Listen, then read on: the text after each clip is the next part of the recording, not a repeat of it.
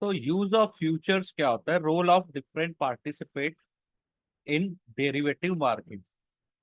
The participants in the derivative market can be categorise as hedgers, speculators and arbitrageurs. hedgers क्या होते हैं? Corporate, investing institute, bank and government all use derivative products to hedge and reduce their exposure to market variables such as interest rate, share value, bond price, currency exchange and commodity price. इसका एक example क्या है? The farmer who sells future contract to lock into a price for delivering a crop on a future date. जो farmer future contract में trade करते हो, अपने price को लॉक इन कर लेते हैं कि हम इतने ही प्राइस में आपको फ्यूचर में डिलीवरी देंगे. The buyers might be a food processing company which wishes to fix a price for taking delivery of the crop in the future. Another example could be that of investor with a diversified equity portfolio who want to protect his portfolio from any temporary correction in the stock market. Such an investor could sell index future for this purpose. बहुत सारे लोग क्या होते हैं जिनका equity portfolio diversified होता है, वो अपने को मार्केट के रिस्क से बचाने के लिए इंडेक्स फ्यूचर्स का जो होता है उसको क्या करते हैं? सेल करके रखते हैं. ठीक है, कि अगर हमने अच्छे से बाइंग की है और मार्केट करेक्ट होता है तो वो फ्यूचर इंडेक्स फ्यूचर को सेल करके रखते हैं. इनको हेजर्स कहा जाता है, जो अपने रिस्क को कम करते हैं. ठीक है, हाई रिस्क को लो रिस्क में ले आते हैं. सेकेंड होता है स्पेकुलेटर्स एंड ट्रेडर्स.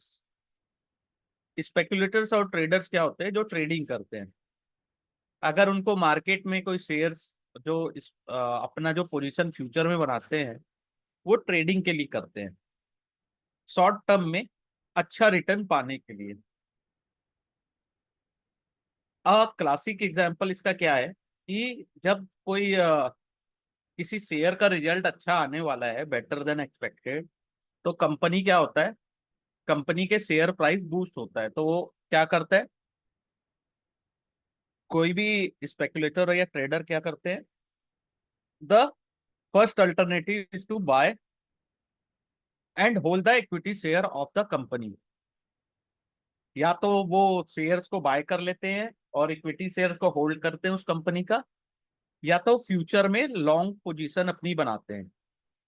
ठीक है, if the trader choose the second option to go long future contract on underlying stock और स्टॉक प्राइस राइज, अगर वो लॉन्ग पोजीशन बनाते हैं और स्टॉक का प्राइस बढ़ता है तो the value of contract will also rise. He can square off the position to book his profit. Of course, if trader take a long position और स्टॉक प्राइस क्या होता है? फेल हो जाता है, गिरता है, the future price will also fall, leaving the trader with large loss. बड़ा लॉस होता है. लिवरेज क्या बोलते हैं जिसको? लिवरेज एक्ट ऐसा डबल एज स्वॉर्ड. ठीक है, there for position in future contract which are basically leverage instrument are riskier in nature than buying or selling the underlying. ठीक है, आर्बिट्राजर क्या होते हैं?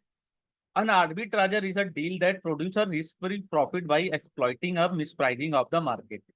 A simple arbitrage occurs when a trader purchases an asset cheaply in one location exchange and simultaneously arrange to sell it in other location exchange at a higher price. ऐसी opportunity बहुत कम देखने को मिलती है. आर्बिट्राजर क्या करते हैं? Rush to buy the asset at cheaper market and simultaneously sell it in a expensive market. जो प्राइस गैप होता है उसके कारण. अब mention above there are three major player in derivative market: hedgers, trader and arbitragers. hedgers aim to hedge their risk. Hedger का क्या काम होता है? वो मार्केट में क्यों आते हैं? क्योंकि उनको अपना रिस्क कम करना होता है. Trader take the risk which hedger plan to offload from their exposure. Trader क्या करते हैं? जो हेजर्स अपना ऑफलोड करते हैं एक्सपोजर, उसको वहां से वो रिस्क लेते हैं. आर्बिट्राजर क्या करते हैं? Stabilize a efficient link between different market. एक मार्केट से दूसरे मार्केट में सेल करना, तो उसके लिए इफिशियंट लिंक भी चाहिए। Trader take naked position in future market. जो ट्रेडर होते हैं नेकेड पोजीशंस लेते हैं, यानी कि वो कुछ रिस्क अपना हेज करके अपनी पोजीशन नहीं करते। दे लो गो लॉन्ग और short in various future contract available in market. The capacity of derivative market to absorb buying and selling by hedger is directly depend upon ability of trader who act as a counter party to hedgers. अगर hedger अपनी position रखता है buying और selling की, तो उसको कौन खरीदता है? बाय और सेल कौन करता है? ट्रेडर, जो रिस्क लेता है। Trader form one of the most important participate in derivative market. तो ट्रेडर क्या होते हैं? सबसे इंपॉर्टेंट पार्टिसिपेंट्स होते हैं डेरिवेटिव मार्केट में, जो डेप्थ प्रोवाइड प्रोवाइड करते हैं, लिक्विडिटी और वॉल्यूम प्रोवाइड करते हैं। Hedger not be able to hedge. अगर ट्रेडर ही नहीं होंगे तो हेजर हेज कहां से करेगा, अगर सिस्टम में ट्रेडर अवेलेबल नहीं है। The presence of both hedger and trader is essential for growth of the future market. ठीक है। Assume a farmer expect the price of wheat is falling near future. अगर किसान को लग रहा है कि जो वेट का प्राइस है वो फ्यूचर में गिरने वाला है, तो क्या करते हैं? He want to hedge his price on wet produce for next 3 month till the time he has actually produce in his hand. तो he would like to lock the forward future price now. तो अपनी जो pricing है उसको वो lock कर लेते हैं। ठीक है। इससे क्या होता है, वो अगर जो कमोडिटी है उसका प्राइस अगर गिरता भी है तो उनको उतना लॉस नहीं होता। The farmer can sell future contract on expected quantity to produce. In order to sell this future contract, he need a buyer. The buyer कौन होता है इसमें? फ्लोर मिल, बेकरी वाले, और most of the time there is a demand supply match in the market. तो arbitrager भी होते हैं। Mismatch in a trader fill the gap between demand and supply, या ट्रेडर्स बोला जाता है उसको।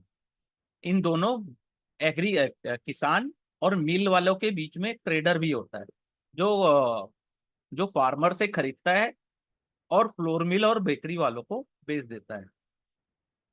Here the trader who is counterparty to the farmer has a contrary view. This buyer will buy only if he thinks that the actual price of wheat 3 months down the line is going to higher than the 3 month future price today. Further, the profit of trader would depend upon actual wheat price being more than contracted future price at maturity of future contract. ठीक है। अब यहाँ पे एक example दिया है। अभी assets का प्राइस क्या है? मई फ्यूचर क्या है? 110। लॉट साइज क्या है? Here an arbitrager will buy the in the cash market. क्या करता है आर्बिट्राजर? कैश मार्केट में बाय करता है 100 में और सेल कर देते हैं फ्यूचर मार्केट में 110 के। तो उनका प्रॉफिट कितना हो जाता है? 10 रुपए। ऐसे में उनको प्रॉफिट मिल जाता है। ठीक है। और एक्सपायरी में अगर अंडरलाइंग असेट्स 8 रुपए का हुआ तो कितने का प्रॉफिट हुआ? बाय उन्होंने किया 100 में और सेल किया 108 में, तो 8 रुपए का प्रॉफिट हुआ। और फ्यूचर में अगर उन्होंने 110 में सेल किया है और वापस बाय कर रहे हैं 108 में, तो 2 रुपए का उनको प्रॉफिट होता है। द प्रॉफिट वुड बी 2 + 8 यानी 10 रुपीज पर यूनिट। और अगर लॉट साइज 10 का है 50 का है तो 500 पर lot. Suppose price of the underlying asset is 95 on the expiry, तो उनको कितने का लॉस हो रहा है? कैश मार्केट में बाय उन्होंने किया 100 में, सेल कितने में कर रहे? 95 में, तो 5 रुपीज का लॉस। लेकिन फ्यूचर में अगर उन्होंने सेल किया 110 में और वापस बाय कर रहे 95 में, तो 15 का प्रॉफिट। तो total profit would be 15 - 5 10 rupees. तो ओवरऑल प्रॉफिट कितना हुआ? 500। ठीक है। It may be interesting to look at the risk this arbitrager carry. As seen before, arbitrager execute position in 2 or more market products simultaneously. Even if the system are seamless and electronic and both the legs of transaction are liquid, there is a possibility of sometime lag between the execution of both the order. If either leg of the transaction is liquid, then the risk of the arbitrager deal is huge, as only one leg may be get executed, other may not. आर्बिट्राजर अगर एक market से खरीद के दूसरे में अगर cell कर रहा है और एक मार्केट में लिक्विडिटी है कि उनको बाय तो हो गया, लेकिन अनदर मार्केट में लिक्विडिटी नहीं है, तो क्या होगा, वो सेल नहीं कर पाएंगे। तो उनसे क्या होता है कि उनको एक रिस्क होता है। ठीक है, रिस्क क्या है कि सेटल ही नहीं हुआ कॉन्ट्रैक्ट। ठीक है, तो वो एडिशनल रिस्क में काउंट होता है। तो वैसी रिस्क कितने टाइप के होते हैं? Use of index futures. ठीक है, इंडेक्स फ्यूचर्स के यूज क्या है? Equity derivative instrument facilitate trading of component of price risk which is inherent to investment in security. Price risk is the price movement of the asset held by a market participant in unfavorable direction. The risk is broadly divided into two parts. पहला specific risk या unsystematic, और market risk या systematic risk. Unsystematic risk is the component of price risk that is unique to specific event pertaining to the company or industry.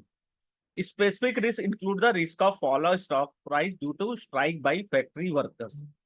Factory workers का strike हो गया, ठीक है, जिससे क्या हुआ, प्रोडक्शन और सेल्स में अफेक्ट हो गया। ठीक है, sudden departure of managerial person, कोई बड़ा मैनेजर की पोस्ट में था, वो चला गया। Risk of loss of market share due to emergence of strong, कोई बड़ा स्ट्रॉन्ग कॉम्पिटिटर आ गया मार्केट में, तो भी एक नुकसान है। Specific risk is inseparable from investing in the security. This could be reduced in certain extent by diversify the portfolio. Unsystematic risk को कैसे रिड्यूस कर सकते हैं? डाइवर्सिफाइड करके अपने पोर्टफोलियो को। सिस्टमेटिक रिस्क क्या होता है? Investor can diversify his portfolio और eliminate the major part of price risk, the diversifiable और अनसिस्टमेटिक रिस्क। ठीक है, डाइवर्सिफाई करके अनसिस्टमेटिक रिस्क से तो बच सकते हैं। What is left in non-diversifiable portion or the market risk as a systematic risk? ठीक है, ऐसा रिस्क जिसको डाइवर्सिफाइड नहीं किया जा सकता। Variable in security total return data directly associate with overall movement in general market और economy is called systematic risk. इसमें क्या होता है? पहला है sudden change in the monetary और फिजिकल पॉलिसी। एक हो गया depreciation of domestic exchange rate, declaration of war. ठीक है, every portfolio expected a market risk. तो इस टाइप के मार्केट रिस्क पोर्टफोलियो में हमेशा होते हैं। The risk is separable from the investment and traded in the market with the help of index based derivative. ठीक है, तो इसको क्या करते हैं? इंडेक्स बेस्ड डेरिवेटिव से, ठीक है, अपना जो रिस्क है उसको थोड़ा कम किया जा सकता है। ठीक है, we can use single stock future to manage the risk of equity investment in the spot market. Single stock future का यूज करके अपन स्पॉट मार्केट में अपना रिस्क को कम कर सकते हैं। For instance, use of single stock future would has the market participate against the total risk in equity investment. These futures are comparable with underlying position. ठीक है, the difference between underlying position and single stock future is settlement fund. In case of cash transaction, settlement take place immediately. In case of future contract, settlement is deferred. Cash transaction में settlement क्या होता है? Immediate होता है, लेकिन जो future contracts है उसमें जो सेटलमेंट होता है वो एक्सपायरी वाले दिन होता है। ठीक है,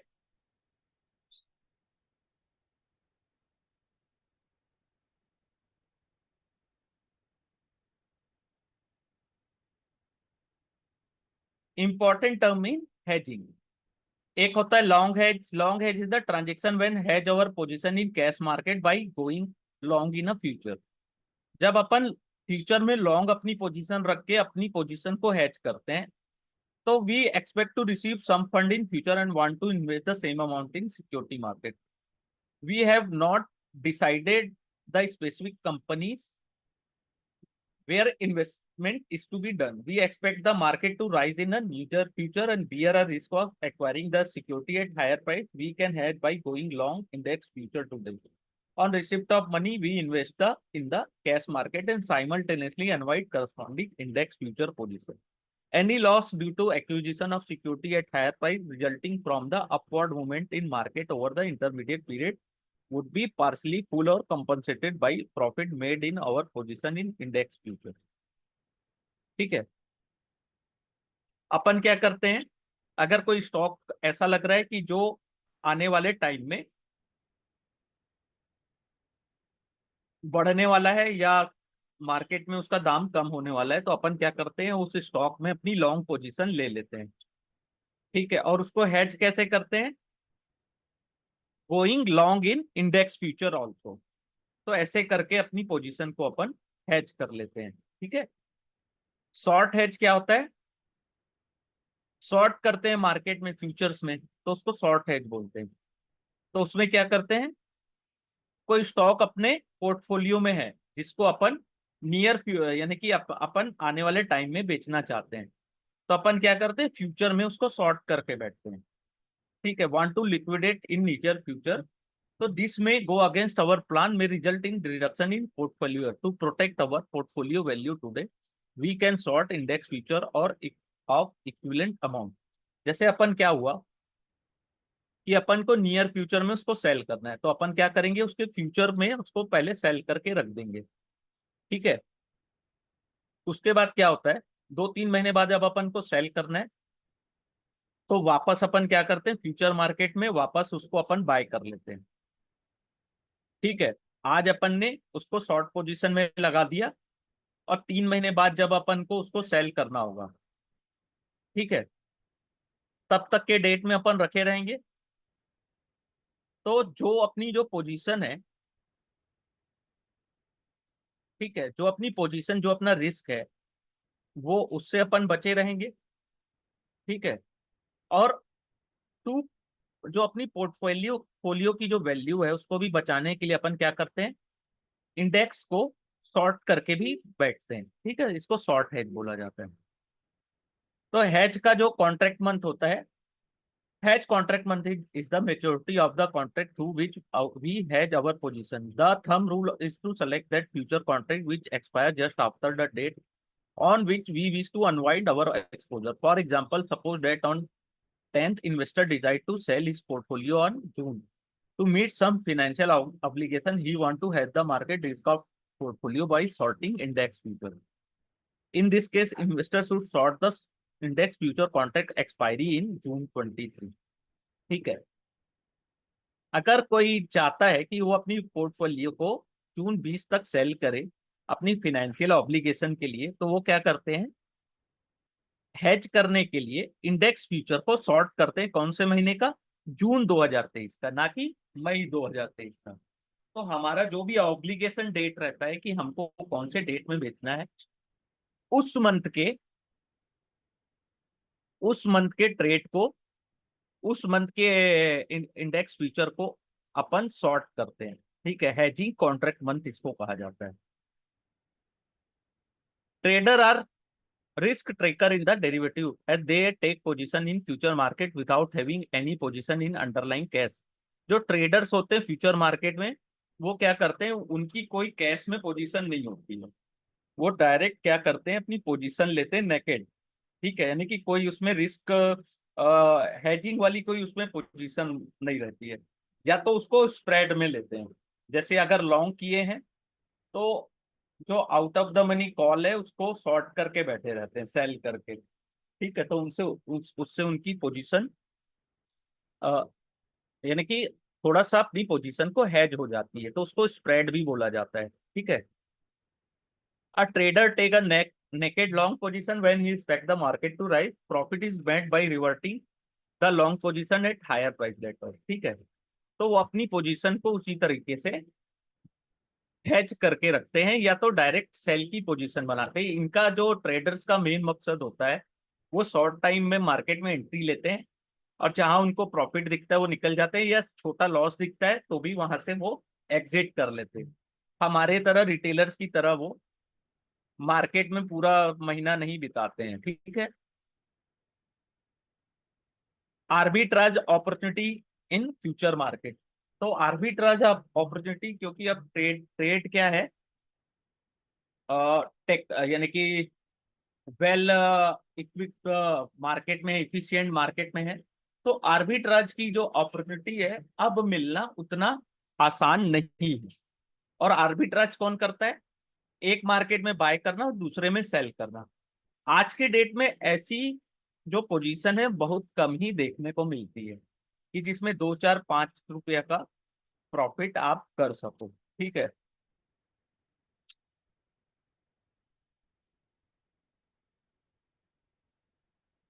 एक ही मार्केट में आर्बिट्रेशन कैसे करते हैं? The arbitrager operative arise because of some price difference existing in same underlying at two different exchange.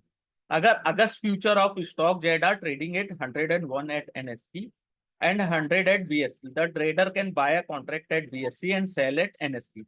The position could be reversed over a period of time when difference between future and future price is squeezed. This would be profitable to the arbitrager. तो एक market से दूसरे market में जो difference रहता है उसमें inter market arbitrage arbitrage किया जाता है। ठीक है। तो अगले क्लास में अपन चैप्टर 4 को पढ़ेंगे जो कि बहुत इंपॉर्टेंट है। ठीक है, चैप्टर 4। ओके।